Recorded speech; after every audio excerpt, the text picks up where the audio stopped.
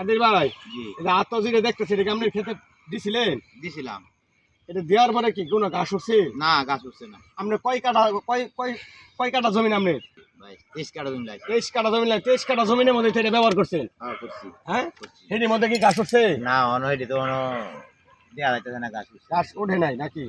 তাহলে তার মানে কি এই বীজটা কি ভালো না খারাপ? ভালো আছে এটা জোরে কইন। ভালো আছে। সত্য যেটা এটাই তো কইতাছে। হ্যাঁ সত্য যেটা এটাই কইছি। আচ্ছা, ওকে, ধন্যবাদ। আমার সাথে এখানে রয়েছেন রূপকপ কেয়ার লিমিটেডের আমাদের পরিবেশক মহোদয়। তিনিও আজকে মাঠ পরিদর্শন করার জন্য আজকে মাঠে আসছে। আমরা হাটখোলা বাজারের অপোজিটে